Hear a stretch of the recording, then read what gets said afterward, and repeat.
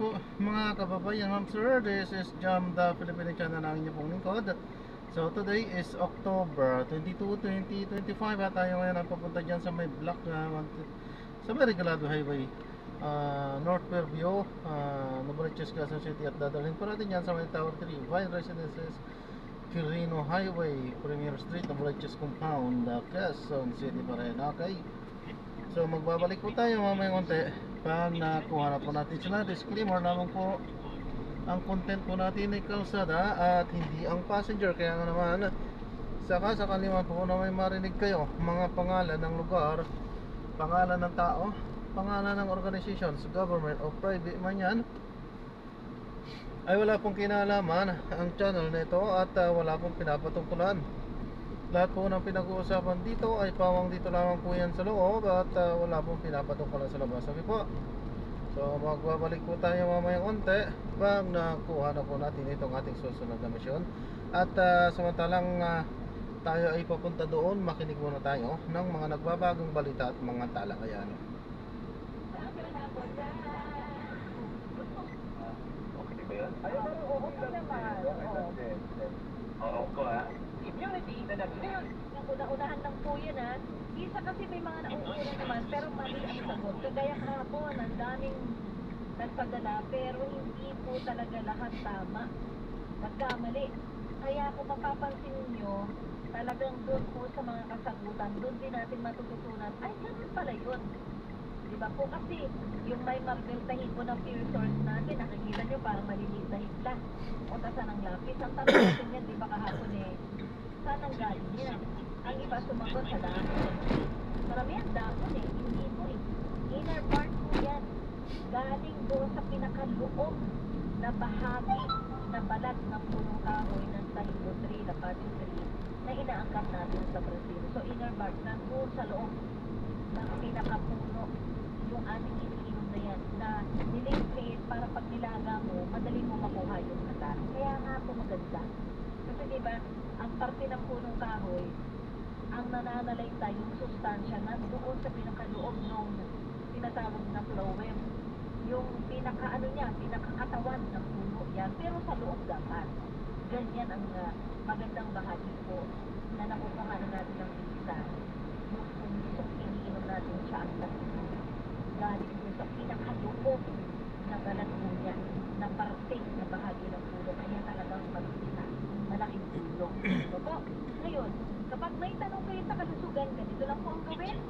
Tawag lang, text lang, walang problema po. Dinasagot po natin yan sa 0917-9495-145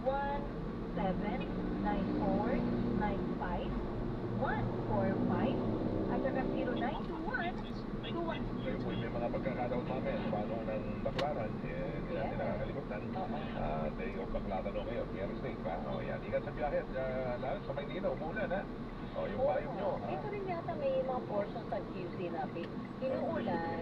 Although hindi sabi ni Glenn ko sa may bandang trami kayo na tumigil na, di ba? Sige. Alam mo kapag yung biglang ulan, tapos biglang tigil. Mas mainit yung panahon, di ba? Mas mainit ang paligid. Oo, kasi tawag dito. Sumisingaw.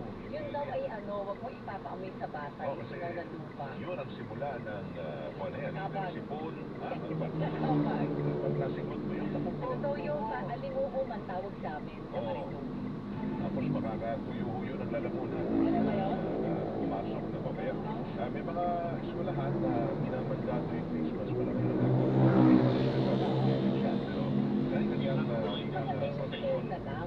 Kasi at pagpasok mo, makokontrol mo o wala kang face mask. Kung walang dala ang bata, mag-provide ng school. Oo, meron. Pero at least para sa kaligtasan dahil flu season pa, sabi ng Department of Flu Season pa tayo ngayon. At lalo na tinitayo natin na pumasok na yung amihan. Itong linggo yun, inaasahan ha? Yes. Dito na tayo? So na-drop na natin sila. So wala tayo magagawa, 3 drop po yan. Hindi tayo nag-play, alam na natin ang mga kadahilanan kung bakit. So ginawa tayong ginawa pa tayong parang G, 3 drop. Hindi tayo hindi tayo makapalag. At ayoko na magsabi kung sino ang mga sakay natin. Ay, ay, ay. Wala tayong reklamo, although masama loob natin, pero ano naman, madadaanan naman yung binabaan ng dalawa. So, 3 drops, pero booking isa lang. 3 drops yan. Alam gawin naman lahat sila. Kaso yung una ay pinalahis ng konti sa original na daanan.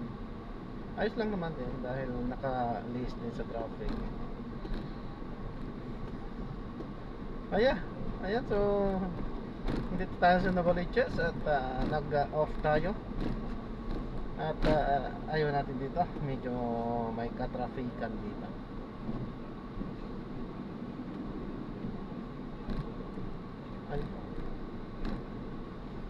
Ayan, paalam po.